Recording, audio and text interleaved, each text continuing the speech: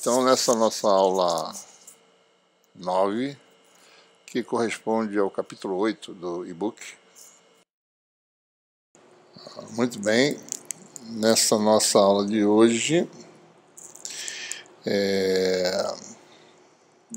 aula 10, né? Nós vamos falar sobre, dando continuidade ao curso, né? Fundamentos de ótica. A gente vai falar sobre algumas questões importantes no tocante à reflexão e refração, que são situações em que você tem a interface entre o meio transparente e o meio absorvedor. Algumas ligeiras modificações vão ocorrer no tocante a... Antes você teria, no caso de dois meios transparentes, reflexão interna total. Agora você vai ter reflexão interna quase total, né? Há uma transição de baixa reflectância para alta reflectância, mas não é total, como no caso de meios transparentes. E a outra situação que vai ocorrer é quando ocorre o ângulo de Brewster. O ângulo de Brewster para meios transparentes, ele dá uma reflectância nula no ângulo de Brewster. No caso de um meio transparente e um meio absorvedor, você tem um valor mínimo de reflectância, né? E tudo isso é previsto no nosso modelo, certo? Então vai ser importante a gente poder ver de que forma a gente caracteriza esses fenômenos, né? Então, basicamente, a gente vai falar sobre reflexão e refração numa interface, vou colocar assim de forma geral, em meio absorvedor. Em particular, a gente também vai analisar quando o meio absorvedor é um metal, né? Então, características interessantes do absorvedor vão se manifestar. E, no caso de metal, né, vamos analisar o problema de incidência normal, né? Quando uma onda vem, faz uma incidência normal no meio condutor. Algumas características importantes vão ser extraídas daí. A gente vai visualizar como é que o campo penetra no condutor, entre outras coisas, né? Bom, então, começamos nossa análise, só para situar vocês, né? As referências para essa aula são, são as sessões 8.5 e 8.6 do nosso e-book de eletromagnetismo, parte 2, né? Lá tem toda essa formulação que está escrevendo aqui. Bom, então, esse é o problema. Só tem dois meios adjacentes, separados por uma interface, né? O meio 1 transparente, permissividade e permeabilidade εm1, respectivamente, e refração N1. Meio 2, este absorvedor, né? Caracterizado por um epsilon que pode ser complexo, um mi também pode ser complexo, o que caracteriza um índice de refração complexo. Esse barrinho aqui quer dizer que esse índice de refração é complexo. Então a pergunta é o que acontece agora, né, no tocante à refração. Como é que se dá a refração, né, nesse caso? Reflexão, como é que ocorre? Especificamente no caso do meio 2, né, o índice de refração a gente vai denotar por esse N barra aqui, para dizer que é um número complexo. A parte real é um índice de refração, parte imaginária, o kappa, letra grega, chamada de coeficiente de extinção, são ambos números adimensionais. A gente pode também, se necessário, definir uma função, né, como já falamos antes, permissibilidade relativa, que é o quadrado do índice complexo. Se é o quadrado, vai ser também um número que tem parte imaginária. Para meios passivos, você tem a parte imaginária negativa, então os parâmetros xilin e xidorlinha são positivos, né? Isso aqui é a razão, né? Mi epsilon sobre mi zero epsilon zero é o produto mi epsilon, mi relativo e epsilon relativo, que é o quadrado do índice de refração complexo. Se o meio for não magnético, só para a gente saber, né, essa letra é parecida com epsilon, né? Então, o Xi ele reduz-se ao epsilon relativo, certo? Porque isso aqui cancela, né? No caso, para meios não magnéticos, certo? Então, você teria o Xi se torna epsilon' menos j epsilon duas linhas, né? A parte real Xi', a parte imaginária Xi duas linhas. Bom, vamos avaliar, tá certo? Então, você tem onda plana, nós sabemos a forma canônica das ondas planas, né? Isso aqui, por exemplo, se é um campo polarizado, o campo E para uma onda P, né? Então, a gente sabe a forma canônica para cada situação. Então, no meio 1, não tem nada de novo, porque o meio 1 é transparente, ou seja, se tem um número real aqui, vezes o número de onda no vácuo ao quadrado, né? Quadrado de circulação, igual a essa conservação, né? Ou seja, o número de onda resultante é componente x ao quadrado mais a componente z, que é o k1 ao quadrado, né? Por outro lado, do meio 2, né? Agora esse aqui é um número complexo, certo? Esse componente x do número de onda é real, porque por satisfazer a condição do contorno tem que ser a mesma do meio incidente. A projeção do vetor de onda na direção x tem que ser a mesma em ambos os lados da interface, para você poder casar a condição de contorno, né, em toda a interface, certo? Então, as funções têm que variar ao longo da interface com a componente x, com a direção x, do mesmo jeito, pois, caso contrário, você não conseguiria casar as condições de contorno, né?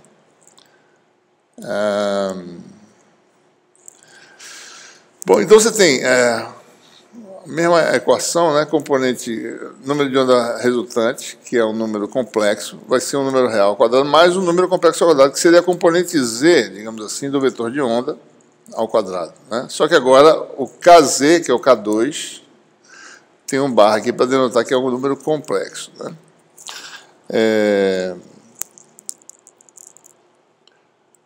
Então, se a gente usar aqui a permissibilidade, você tem essa equação, né? Quadrado de n, que é isso aqui, né? N barra ao quadrado. Bom, se isso aqui é real, esse número é complexo, então ele pode ser escrito desta forma. Uma parte real, né, que é a constante de fase, certo? Isso é meio relativo, né? A gente vai ver que essas coisas mudam, né? Tem que tomar cuidado, mas a parte real sempre vai ser a constante de fase e a parte imaginária vai ser a constante de decaimento, né? E esse sinal negativo, ele implica que uma onda se propagando no sentido mais e decai, certo? Porque se você vai com menos j k2 barra z, né? Aqui quer dizer o quê, né? Exponencial de menos k2, que é a parte real, que é a fase, j, vezes exponencial de menos j com menos j menos gama 2z. Então, a gente escolhe o sinal adequadamente para dizer que a onda que se propaga no sentido mais z está decaindo, né, à medida que se propaga. Certo? Então, isso aqui caracteriza o meio absorvedor, né? Certo? Bom, então, se a gente expande K2 ao quadrado, em termos de parte real e imaginária, né? E mexe um pouquinho nessa relação, você tem o quadrado de K2 está aqui, né? K2 ao quadrado menos gama 2, parte imaginária, né, do quadrado dá menos J2 gama 2K2 igual a X'K0 ao quadrado, que é esse termo aqui, né? Menos K ao quadrado que passa para lá, que está aqui, e a parte imaginária menos J que duas linhas K0 ao quadrado, e com isso a gente iguala a parte real e imaginária em ambos os membros e obtém duas relações, né? K2 ao quadrado menos gama 2, né, igual a essa parte, que é a parte real do lado direito, e isso aqui é a parte imaginária, né? Ou seja, dado o número de ondas do vácuo, ou seja, você joga uma onda eletromagnética, um feixe de luz, conhecendo o seu comprimento de onda ou sua frequência. Então, você sabe quem é K0. Dadas as propriedades materiais do material, ou seja, a parte imaginária da função permissibilidade, né? E dado o ângulo de incidência que determina o Kx, lembrando a vocês que o Kx é determinado pela onda incidente, né? Tem interface, né? Onda incidente vem de acordo com o ângulo de incidência θ1, né? E a projeção do K, que é, isso aqui é N1K0, é o número de onda, digamos que esse vetor todinho daqui para cá, né?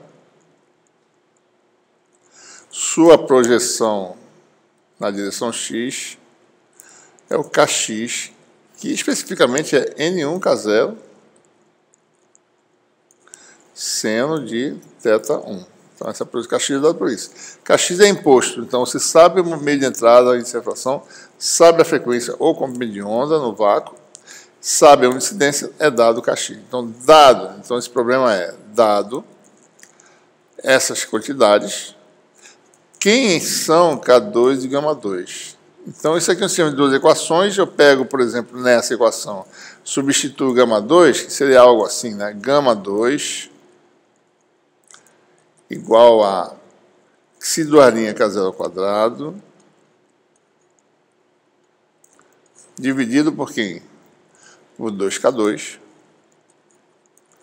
Então, eu expresso γ2 em termos dessa quantidade, jogo nessa equação, elevo ao quadrado, tenho K2 ao quadrado, aqui vai aparecer um K2 ao quadrado, esse K2 ao quadrado com esse daqui vai dar um K2 à quarta, eu gero uma equação biquadrática. Tanto para K2,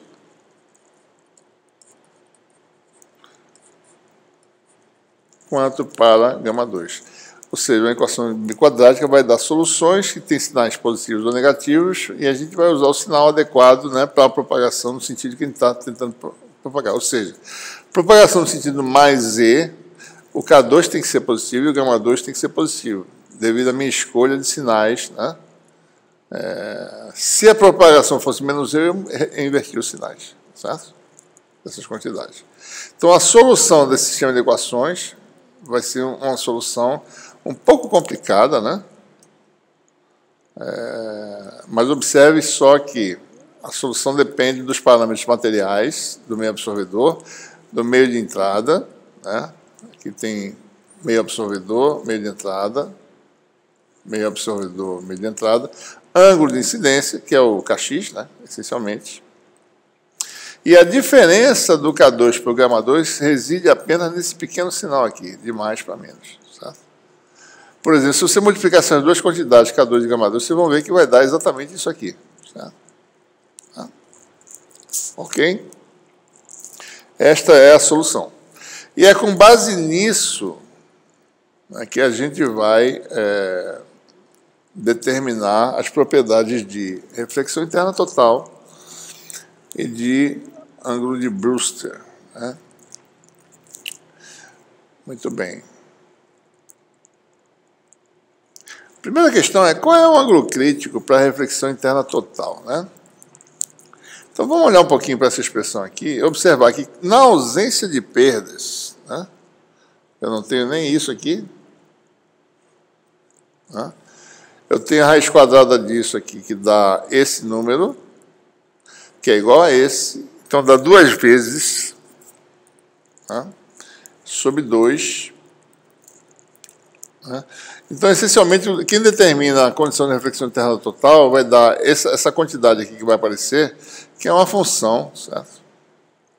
Esse termozinho aqui que vai... Por isso aqui vai embora, essencialmente você vai ter isso ao quadrado, raiz, mais isso dá 2 vezes isso, 2 cancela, então vai ser a raiz quadrada dessa quantidade. E a gente chama essa função f de θ, que é a função que determina a reflexão interna total para 2 meios transparentes. A reflexão interna total ocorre quando essa quantidade, né, para mim, muda de sinal. Né? Observe que, na ausência de perdas, né, essa função, quer dizer, independente de perdas ou não, essa função muda de sinal, né, num ângulo crítico θc. Né? Se θ1 for menor que ângulo crítico, certo? Ou seja, essa condição, o θc aqui, é aquele tal que x'inha igual a n raiz de x'inha, aliás, né? É igual a n1 seno de θ1. Né? Então, nessa condição, essa função muda de sinal. Antes, para θ1 menor que θc, esse aqui é um θc. Ângulo inferior a θc, isso aqui é possível. Ângulo superior, isso aqui é negativo. E há uma mudança, se a gente observar o que quer dizer mudar de sinal, né? Se você olhar para as duas expressões, né? Uma mudança de sinal, isso aqui, é como se eu mudasse, porque isso aqui ao quadrado não faz nenhuma diferença, é como se eu mudasse esse sinal aqui, basicamente. Mudar o sinal disso é fazer com que isso aqui vire menos, né, com a mesma quantidade, certo? Ou seja, isso aqui negativo é como se fosse uma diferença aqui, que dá o que estava aqui antes, né? Isso aqui negativo dá uma soma, certo? Então, K2 passa a virar, em termos de expressão, né, γ2, e γ2 passa a virar K2. Certo? Então, essa basicamente é o que acontece, né, quando você tem essa transição. Certo? E essa transição ocorre, né, certo? Exatamente nessa condição que eu acabei de escrever. Isso aqui é a raiz de x'inha, né? Isso aqui, na verdade, é N2 menos K2, que é o x'inha, é isso aqui, certo? É igual a N1 seno θc. Então, o ângulo crítico é exatamente isso aqui, x'inha sobre N1, arco seno. Então, existe uma transição, certo? Em que K passa a ser parecido com γ e γ passa a ser parecido com K. É importante observar, certo, que a gente está falando de meios absorvedores, né? Estamos falando de situações normais em que o meio é um meio tradicional, em que N é maior que K, né? Obviamente, se N for menor que K, isso aqui se torna um número imaginário, raiz de número negativo, né? Isso não tem um significado. Então, isso a gente está falando de meios tradicionais. Meios tradicionais são o quê? Meios não metálicos. Para meios metálicos, isso aqui, N, né, dependendo do meio, tá certo? Pode ser igual a K, em frequência de micro-ondas, ou pode ser muito menor do que K em frequências óticas. Tá? Então, a gente tem que tomar cuidado. Isso aqui é uma análise feita para meios isolantes, digamos assim. Meios isolantes em que eles têm um certo nível de absorção, devido a ressonâncias, como a gente falou anteriormente, né? A existência de ressonância. Okay? Bom, então, o que acontece na transição? Né? Observe, vamos olhar para a expressão novamente. Quando... deixa eu tirar isso aqui. Deixa eu tirar essas marcas aqui. Quando acontece a transição, isso aqui dá zero, isso aqui dá zero, certo? O K2 vira raiz de x'inha ao quadrado, vira x'inha sobre 2. Raiz de x'inha sobre 2 é a mesma coisa que γ2. Ou seja, na transição, né, K2 e γ2 são iguais. Isso aqui dá zero, né, dá expressões iguais. Então, existe uma transição em que os dois valores são iguais. Né? Esse valor é dado por essa expressão, né, no ângulo crítico. E se a gente olhar, fizer um gráfico desses parâmetros para algumas situações típicas, né, a gente vai ver o que acontece de fato. Né?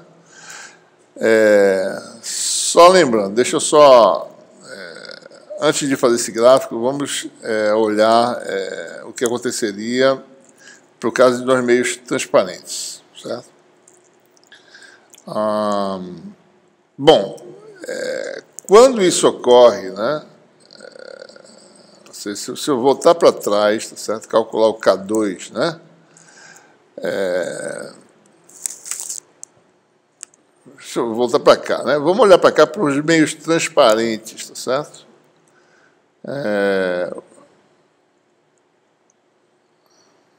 se duas linhas for zero, né? Certo?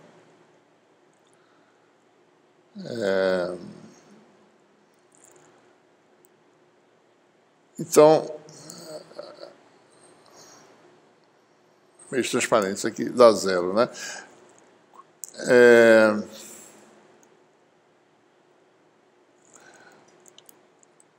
Deixa eu fazer aqui separadamente, né?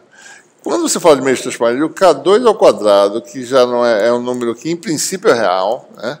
É N2, índice de fração do meio 2 ao quadrado, K0 ao quadrado, menos Kx ao quadrado.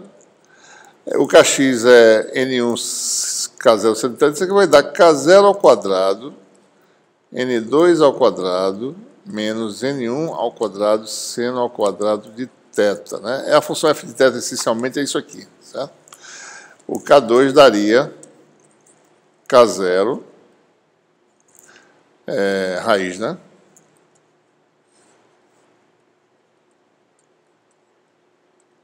Quando a gente estudou isso antes, né, o que acontecia, né? Para um ângulo θ menor que θc, que é um ângulo crítico? O ângulo crítico acontecer que dá zero, certo? Então, um ângulo crítico é um ângulo de reflexão interna total, sendo θc igual a N2 sobre N1. N2 aqui, em raiz de xilinha, certo? Tá? O que acontecia antes? Para θ inferior a θc, né, geralmente isso aqui só vai acontecer quando N2 menor que N1. Né? A reflexão interna total acontece quando N2 menor que N1. Ou seja, quando o ângulo é inferior ao ângulo crítico, isso aqui era um número real, certo? No ângulo crítico, isso aqui dá um número zero. Então, K2 passa de um número real. No ângulo crítico, ele fica... varia com θ, né? De uma forma mais ou menos assim, vai variando, de repente ele faz isso. Passa para zero e fica zero.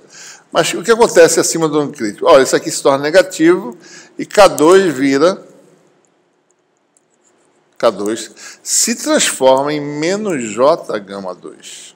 Se vira puramente imaginário. Então, K2 não é mais K2, ele vira um número imaginário, certo? Então, se você olhar como sendo um número complexo, é igual a... Isso aqui vai dar igual a K2 θ menor que θc e menos J gama 2 θ maior que θc. É assim que a gente faria, né? Então, ou seja, o K2, se você olhar a função de θ, ele vai, de repente, ser zero. E o gama 2, né, ele seria algo assim, nulo, subitamente ele vai ser um valor diferente de zero. Então, esse aqui seria o gama 2 para meio transparente, esse aqui seria o K2 para meio transparente, né? E aqui é um ângulo crítico, tá certo? Esse é o comportamento. K2 vem, não, pum, subitamente vira zero, depois fica zero sempre. O gama 2, abaixo do ângulo crítico, é sempre zero e passa a ser um número positivo. Ou seja, o K2, como um número complexo, ele é real abaixo do ângulo crítico e é puramente imaginário acima do ângulo crítico. Isso muda um pouquinho quando você tem um meio absorvedor. Agora passa a haver uma transição, tá certo? Que a gente pode representar graficamente dessa forma aqui, né? Certo? Então, aqui vem para diferentes níveis de absorção, né? Isso aqui é kappa igual a 0,005, isso aqui é kappa igual a 0,1. Então, por exemplo, né? Para kappa igual a 0,005, o K2 vai diminuindo, certo? Na reflexão total, ele simplesmente não passa a ser zero, como no caso do meio transparente, mas ele passa a ser muito pequeno. Se o kappa aumenta um pouquinho, ele passa a ser um pouco maior, certo? Mas ele vem de um valor grande e passa para ser um valor menor. O gama 2, que era muito pequeno, abaixo da reflexão interna total, ele existe por quê? Porque o meio absorvedor ele sempre vai existir, mas subitamente ele realmente se torna excessivo, bem maior, acima da reflexão interna total. E a gente está fazendo o gráfico para duas situações distintas, né? Kappa igual a 0,1 e kappa igual a 0,05, tá certo? Então a mudança é essa. Se antes o gama 2 era sempre zero e variava e virava uma função de θ, acima da reflexão interna total, o K2 variava, subitamente ia para zero e ficava zero, agora não, agora existe uma transição. K2 ele passa a ser pequeno, acima da reflexão do ângulo crítico, gama 2 é pequeno antes e passa a ser bem maior, certo? Bom, e o que acontece quando a gente observa o fenômeno de reflexão interna total quando ele existe, né? A gente chama agora de reflexão interna, faltou um N aqui, quase total, né? Quando o meio é totalmente transparente, existe uma variação, ângulo de Brewster, né? De repente, a reflexão total abrupta, deixa essa quina aqui, uma mudança substancial. Então, se eu venho de um meio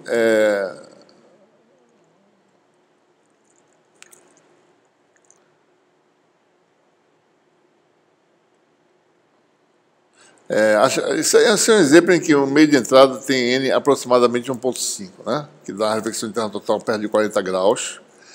Então, quando não tem absorção, é uma absorção abrupta, mas o que acontece? Quando você tem um certo nível de absorção, por exemplo, 0,01, você tem uma reflexão quase total, né? Existe essa diferença aqui, né? A reflexão não é total, reflete bastante, né?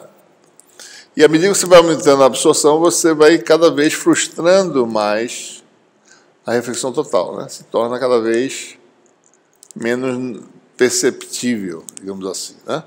Então, a reflexão total, muitas vezes chamada de reflexão total frustrada. Esse termo é muito utilizado na literatura científica, né?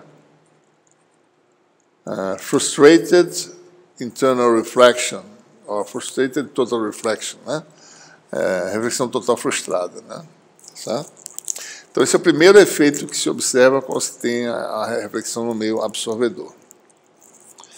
A segunda questão importante a se analisar é a questão de como se dá a refração no meio 2. Né? E o que é refração, na realidade? Né? A refração tem a ver com a direção do vetor que é ortogonal ao plano de fase constante. Certo?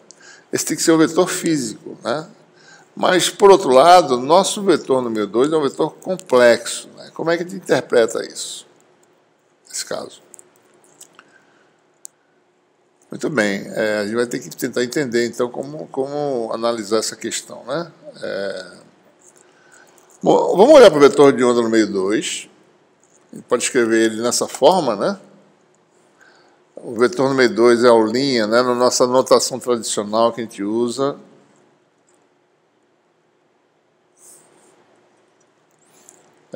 Nossa notação é assim, né? Que a gente usa para representar os vetores de onda.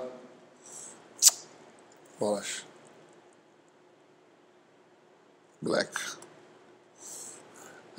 Interface, né? Então tem um dissidente. O vetor ele chama de K. A refletida denota K duas linhas e a refratada chama de K', né?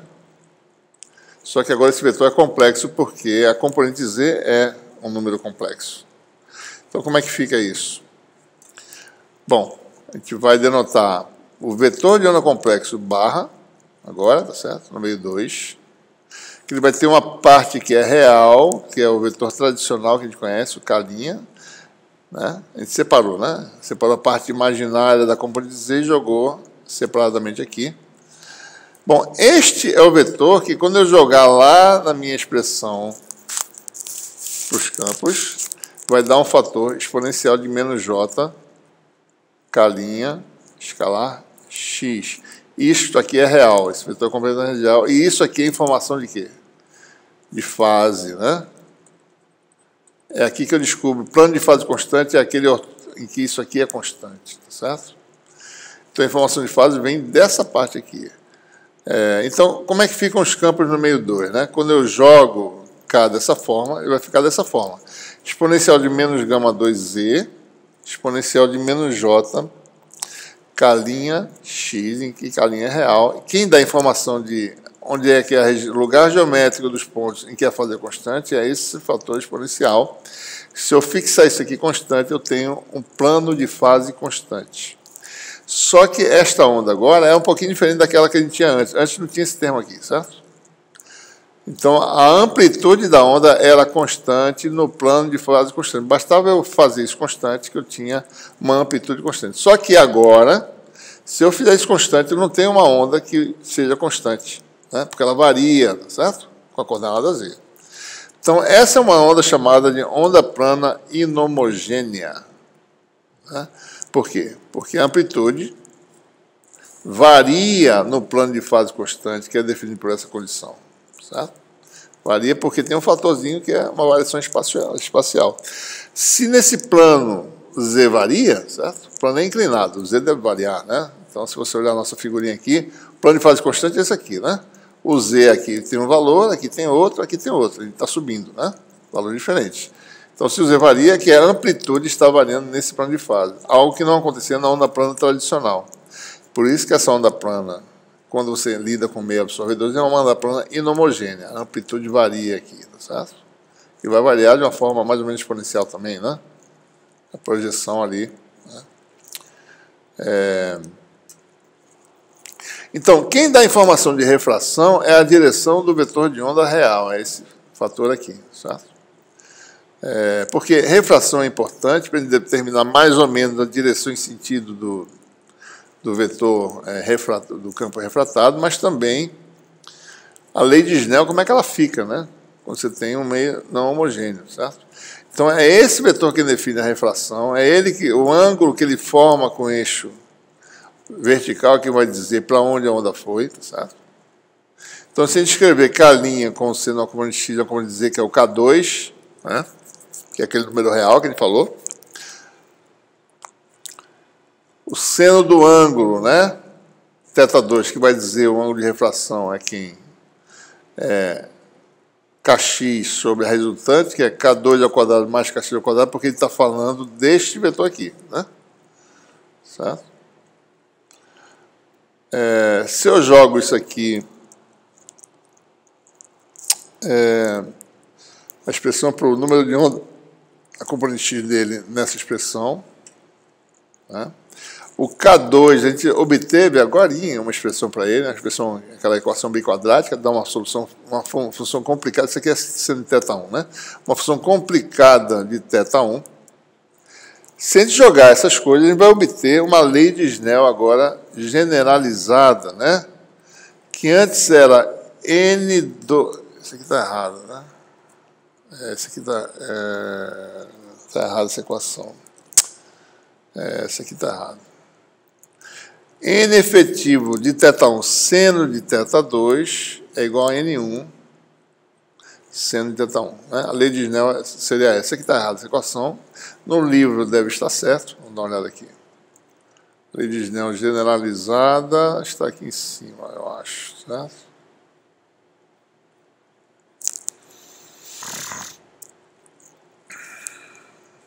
Onde é que está, hein?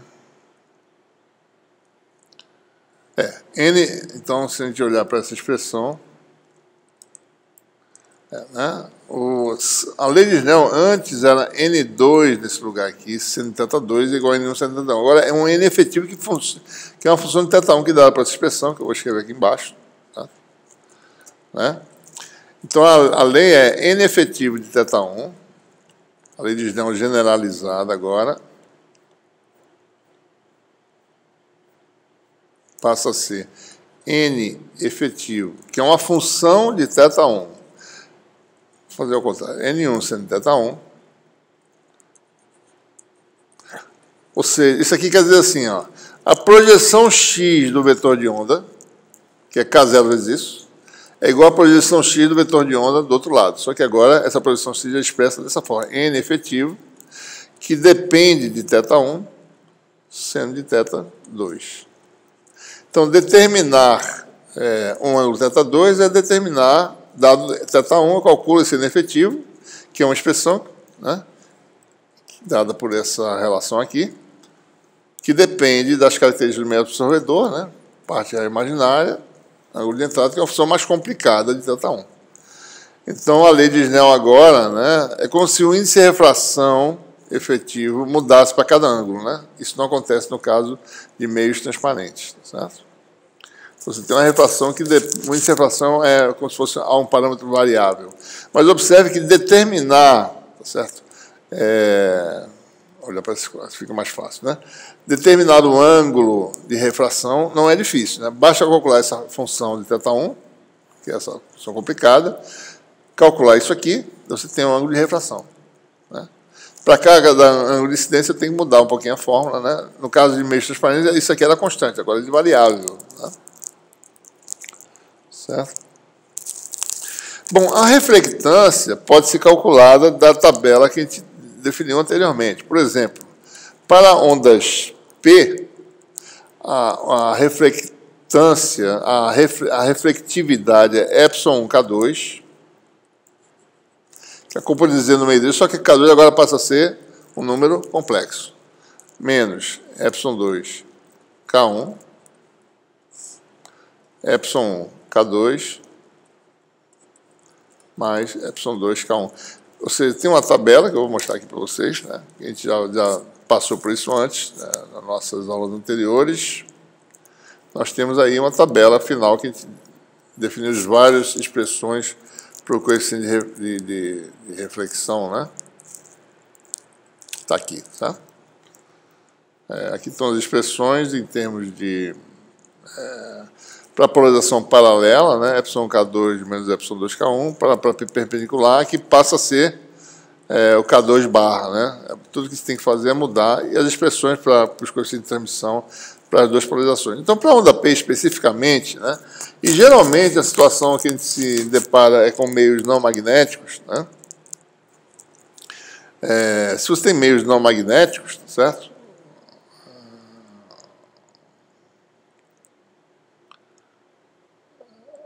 Deixa eu só voltar aqui um pouquinho.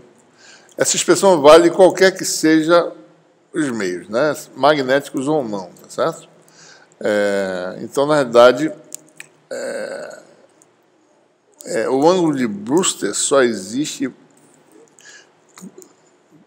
no caso de meios não magnéticos, só existe para a polarização P, não existe para a polarização S, né? Bom, então, essa expressão vale da εK2 menos ε2, que é dado por isso aqui, se os meios forem não magnéticos, então o Xi, aliás, isso aqui está correto, né? ε2 é dado por isso, né?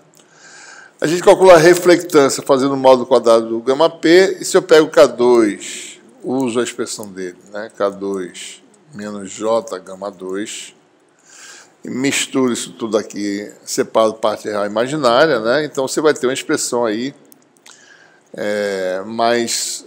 ou seja, mais geral, né? Isso não é difícil de perceber, né? Por exemplo, né? Aqui vai dar ε1, que é quando o meio não magnético, a gente pode dividir tudo por ε0, né? Esse ε0 sai, fica ε1 sobre ε0 fica n1 ao quadrado, K2, e aqui fica menos ε' menos j ε2, que são os valores relativos, K1. Né? Embaixo é a mesma coisa, só que a soma. Certo? Quando eu separo o K2 em parte imaginária, vamos fazer essa continha rápida aqui. Né? Vou fazer aqui rapidinho. Gama P igual a N1 ao quadrado, K2 menos J, gama 2, menos ε2, que é ε' menos J, ε2', K1,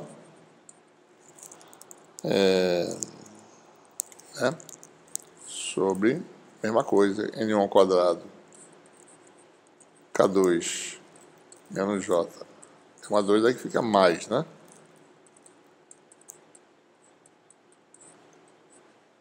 Seria a reflectividade, interface transparente absorvedor.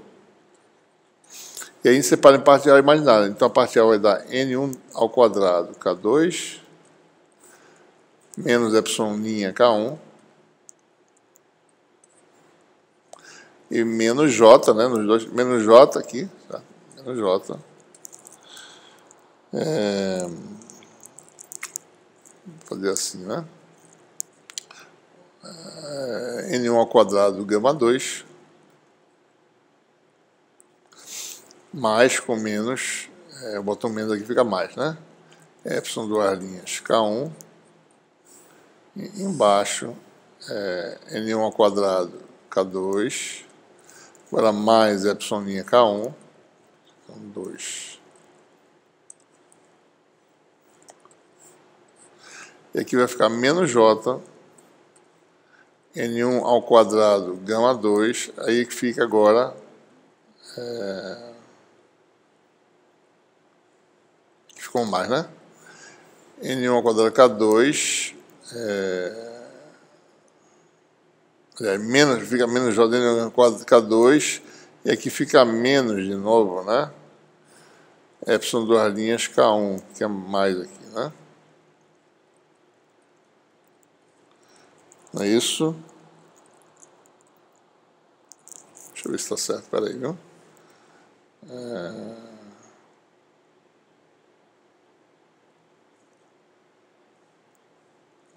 Né?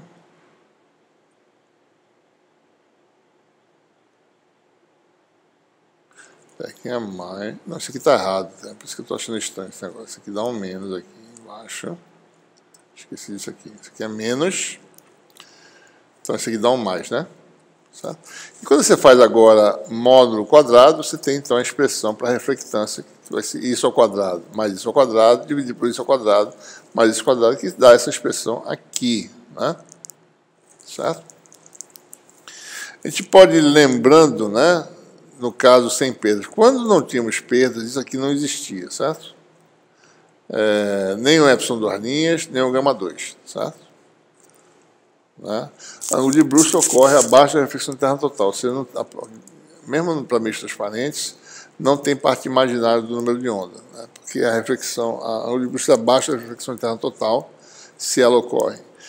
Então, você teria essa condição aqui, e o ângulo de Brewster ocorreria, então, quando isso aqui era zero, né? Certo? Epsilon K1 igual a N1 ao quadrado K2, e você tem aí tangente de θB, né? Igual a N2 sobre N1, né? Se a gente for calcular direitinho, vai dar índice de fração no meio 2, que é o epsilon bom, se calcular isso aqui, vai dar N2 para meio transparente sobre N1. Essa igualdade, certo? Agora, né? Então, deixa eu tirar essas marcações. Agora, aproximadamente nesse ângulo, isso aqui vai dar zero, né? Certo? Quer dizer, no ângulo que isso aqui dá zero, a reflectância vai ser um valor mínimo dado por essa quantidade aqui, calculada nesse ângulo, né? Não vai ser zero, mas vai ser um valor não nulo, certo? E, obviamente, o ângulo, na realidade, a reflectância vai ter um valor agora mínimo e não nulo, certo? Então, observe que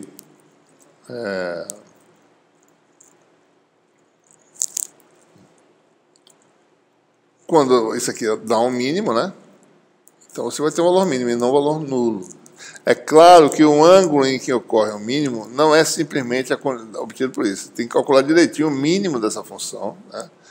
Então, o de Brewster é aproximadamente aquele ângulo de Brewster para meios transparentes, mas a coisa pode ficar um pouco desviada do valor para meios em que a absorção é alta, né? Então, isso aqui seria mais ou menos uma estimativa do valor mínimo da reflectância no ângulo de perdas, né? Ou seja, então, em resumo, para meio com perdas, o ângulo de Brewster é aquele em que a reflectância é mínima e não nula. Ok? Então, a gente observa os fenômenos, né? Para meios não magnéticos, tá certo? Não magnéticos.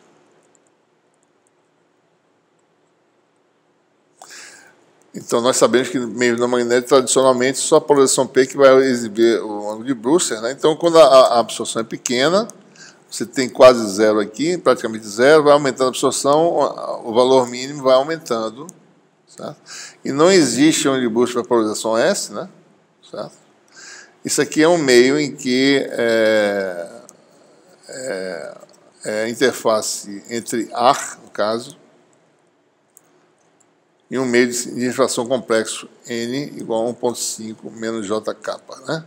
Variando o kappa, certo? Ok? Então, o ângulo de Brewster está em valores mais altos, 50 e alguma coisa, tá certo? E observe também o deslocamento do ângulo de Brewster, a gente, exagerando um pouquinho essa região aqui, né? A gente vê que o ângulo de Brewster, na realidade, ele para pequenas absorções, ele está aqui, mas vai deslocando, tá certo? Né? O ângulo de Brewster desloca um pouco, né? À medida que a absorção aumenta, tá certo? Muito bem. Vamos agora analisar, né, como fica a questão da reflectância de metais, né? Como é que o que acontece quando a onda vem, incide, né, e bate no metal, que ele é bem diferente, né, de meios tradicionais. Ele não só absorvedor, ele tem uma característica de permissividade bem diferente, né? Agora, isso depende muito da frequência considerada, certo? Então, o que acontece é que a onda bate, parte vai penetrar no metal, a gente vai ver como isso acontece, e parte volta. Vamos fazer um problema simples, em que o meio de entrada é um vácuo ou ar, o meio de saída é um metal, ele vai ter parte imaginada da permissividade, né? Vou fazer isso normal. Em baixas frequências, certo? Baixa frequência, a gente fala assim, o que é baixa frequência? Bom, onda milimétrica para baixo, né? É baixa frequência, certo? Em que esse tipo de coisa pode acontecer. Então, a gente já viu essa questão, né? A permissividade do metal pode ser escrita dessa forma, a gente pode usar ainda a condutividade DC para modelar essas coisas, certo? A permissividade relativa, né? É mais ou menos 1, essa parte real. Então, você tem a parte imaginada dela por cima sobre ômega y0. Podemos calcular esse número, né, para um bom condutor, né?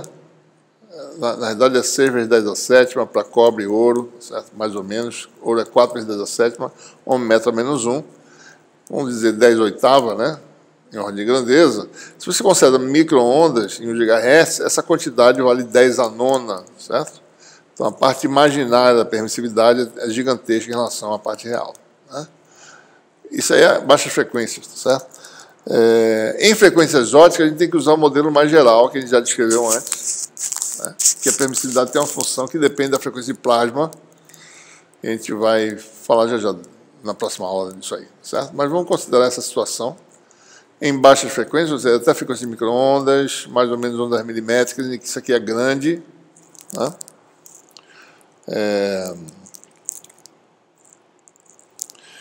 Então, para todos os efeitos, até a faixa de ondas milimétricas, a gente pode desprezar a parte real e a permissividade de um metal pode ser modelada dessa forma. Ou seja, é puramente imaginária. Vamos admitir a permeabilidade igual a do vácuo, né? A gente pode falar em índice de refração, então, diretamente correlacionado com a permissividade relativa. Índice de refração é um complexo dado por essa expressão, né? Ora, o quadrado disso dá N2 menos K2 menos J2NK, e a solução disso, né, tal que a parte real é nula, é N igual a K, certo? E com N igual a K, né, a parte imaginada 2NK, 2N2, você calcula NK, simplesmente dado por isso aí, né? Então, essa refração de metal pode ser escrita, então, com as partes real e imaginária iguais, em que esse coeficiente N, que é a índice de refração do metal, que também é seu coeficiente de extinção, vale σ0 sobre 2 ε0 ômega, né? Então, o que acontece quando você faz incidência normal no condutor, né? Coeficiente de reflexão passa a ser, certo? Gama, né? Epsilon K2 menos Epsilon 2 K2, mas isso aqui vai se reduzir a N1 menos N2 sobre N1 mais N2, né? N1 sendo o vácuo, N2 sendo o metal. Como N é muito maior do que 1, isso aqui vai dar menos N sobre N, que dá menos 1. Certo? Ou seja, a onda ela vem de tal forma que, quando encontra o metal, a onda refletida fica 180 graus fora de fase em relação ao incidente, que a soma dessas duas quantidades, isso aqui é mais, isso aqui é menos, dá zero exatamente na superfície metálica. Então, se eu somar a onda incidente mais a refletida, o campo total vai dar zero, que é o campo tangencial, né? Uma onda que vem assim, o campo tangencial condutor, praticamente perfeito, vai dar zero. Né? Essa é a razão desse coeficiente ser menos 1. Então, o campo que vem assim, no metal, o refletido faz isso, a soma dos dois dá zero. Né? Então, para todos os efeitos, o coeficiente de reflexão de um metal é menos 1. Quer dizer, inversão da polaridade do campo, instantaneamente, né? Em cima do condutor. Coeficiente de transmissão é o tal, né? É 1 mais gama, né? Bom, o coeficiente de transmissão é praticamente zero, tá certo? Mas ele não pode, ou seja, quanto é que dá exatamente, né? Bom, esse aqui vai dar 1 mais 1 menos n sobre 1 mais n. Isso aqui vai dar quanto? 1 mais n mais 1 dá 2, n cancela, vai ficar 2 sobre 1 mais n, que é muito aproximadamente igual a 2 sobre n. Como n é muito grande, isso aqui dá praticamente zero, mas é um número não nulo. Né? Existe uma fraçãozinha de nada, tá certo? Que passa, né? Esse nzinho aí pode ser escrito como n1 menos j. Isso aqui é raiz de 2, esse número aqui, né? Exponencial de menos j π sobre 4. Isso aqui, né? Então, isso aqui dá n vezes raiz de 2, exponencial de menos j π sobre 4. Então, a coisa de transmissão é 2 sobre raiz de 2 dá raiz de 2 sobre n, né? Exponencial de j π sobre 4. Você tem um defasamento de π sobre 4, né? Para a onda transmitida. Ok? Então, é isso que nós temos. Isso é um número muito pequeno, né? Então, a onda transmitida é muito pequena. Ou seja, o campo elétrico transmitido é muito pequeno. Sabe? Bom, se a gente calcular os campos, não é difícil calcular. Se você pega o campo incidente polarizado na direção x, né? Vem do vácuo, tá certo? Segundo o número de onda K0 que está no vácuo, né? Campo magnético, de acordo com a forma canônica, né? AX vetorial Y dá Z, que é o fluxo que se dá no sentido Z. A refletida vai ser gama é zero, que dá menos é zero. O gama está aqui já, né? AX. Né? E o campo refletido vai ser praticamente idêntico, né? E dá AX vetorial Y dá menos a Z, com menos dá mais. Então, o fluxo dá... aliás, AX vetorial Y dá a Z, com sinal negativo dá menos a Z. Então, essa onda refletida. O fator de propagação agora é esse aqui, mais, né? JK0Z. Campo total no meio 1, se a gente somar os dois. Isso aqui é mais 2 linhas, né? Se você somar esses dois campos e multiplicar pela exponencial de J ômega, então você tem o campo físico, a componente do campo físico vai dar essa onda estacionária, né? A simulação está aqui, tá certo? A gente vai ver aqui, uma onda estacionária não é uma onda viajante, é um pouquinho diferente. É algo assim, tá certo?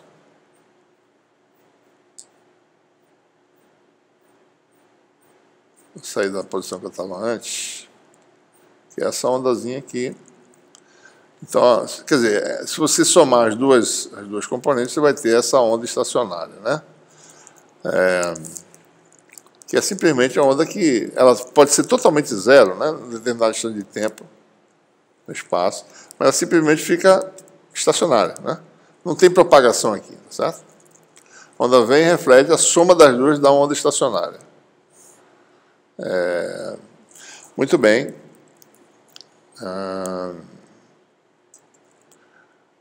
Então, se tem essa onda estacionária. Bom, o campo é transmitido, o campo é refletido, né? Isso aqui é H, no meio 1, H mais H 2 linhas, isso aqui está errado, tá certo? Você pode calcular o campo refletido.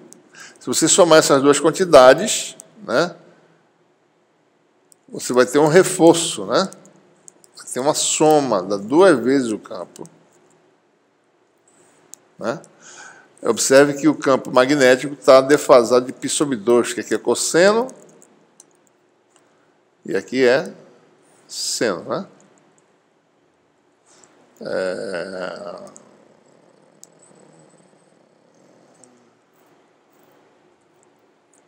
Tem alguma coisa errada aqui. Deixa eu só ver uma coisinha. Cosseno de K0Z, cosseno de ômega t. Isso aqui está errado, né? Engraçado. Estou vendo uma coisa diferente aqui.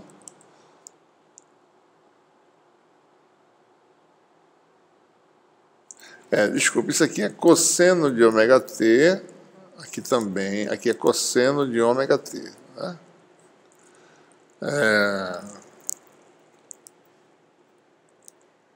Vamos calcular direitinho, né? A soma desses dois dá... Ah, não, dá certo. É seno mesmo, dá certíssimo. Dá seno de ômega t aqui, né? Então, nós temos seno K0 seno de ômega t e o campo magnético, você vai ter cosseno K0Z, cosseno de ômega t, porque lá tem o fator J, que aparece 2J seno, né? O J vem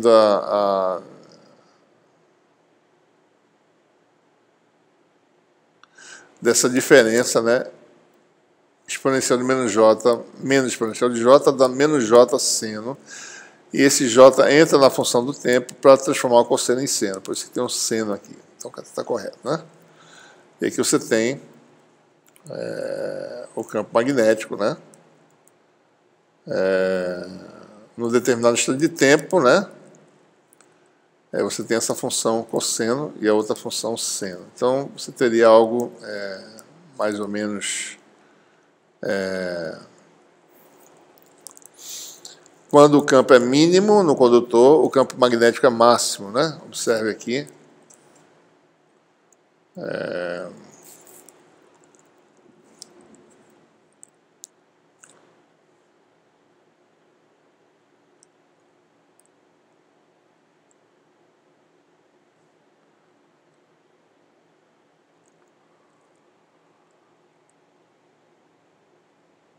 Em t igual a 0, isso aqui vai dar 1, né? Por exemplo, em z igual a 0, que é em cima do condutor, isso aqui dá máximo, né? Em t igual a 0, isso aqui dá 0, né? Campo nulo, tá certo? Então você tem essa situação aqui da simulação, tá certo? Mais ou menos, né?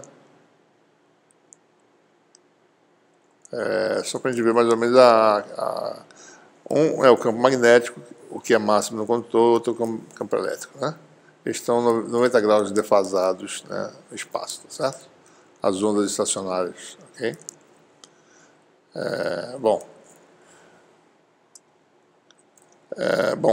Essa é a característica que a gente observa. E no condutor, como é que fica o campo, né? Bom, no condutor, o campo transmitido é tal, que é um número pequeno, como eu falei antes. Certo? Se a gente calcular isso aqui, vai dar aquele númerozinho, né, que a gente calculou. Você vai ter, então, o índice complexo, né, porque o fator de propagação no meio do condutor vai ser exponencial de menos J, N complexo, né, K0, Z. N, por sua vez, é exponencial de menos J, N, 1 menos J, K0, Z. Isso aqui vai dar exponencial de menos J, N, K0, Z, e um decaimento menos com menos dá menos J, com menos J dá menos N, K0, Z. Uma parte que tem propagação, uma parte que tem atenuação, decaimento, né, evanecimento dentro do condutor. Então, essa seria a expressão para o campo transmitido, e o campo físico agora é dado por essa expressão aqui, tá certo? Calcula a parte real de isso exponencial de J ômega t, então você vai ter ômega t menos nk0z, e tem a fase π sobre 4 que vai aparecer aqui, certo? Você tem esse campo pequeno, e por sua vez o campo magnético é campo tal é 0, ou seja, o campo magnético forma canônica, né?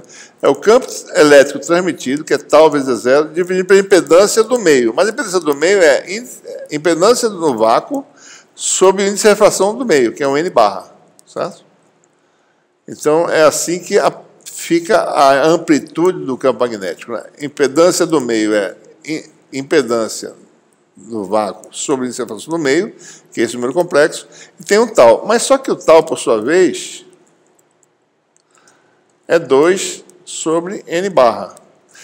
N barra aparece aqui e cancela, então o efeito de índice de refração complexo, que é um número grande, desaparece, né?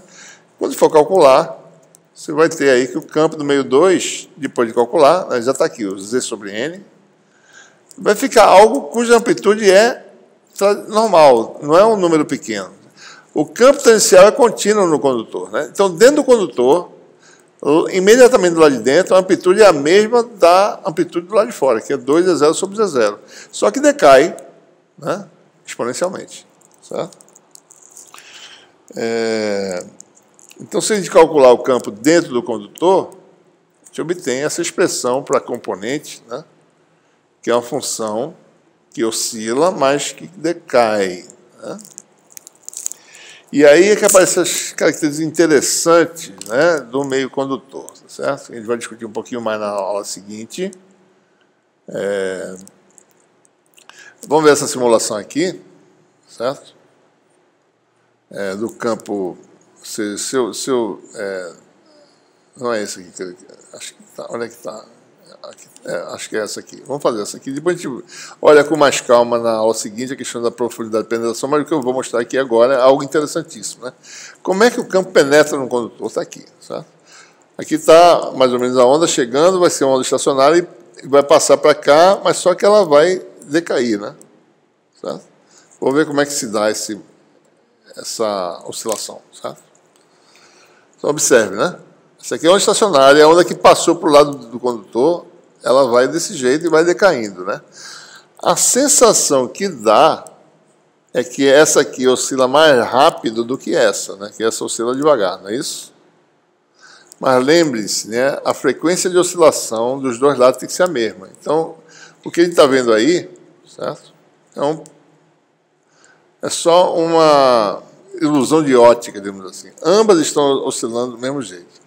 Se eu colocar aqui o mouse, se vocês olharem a frequência de oscilação em cima do mouse, ou seja, aqui no meio, talvez, certo?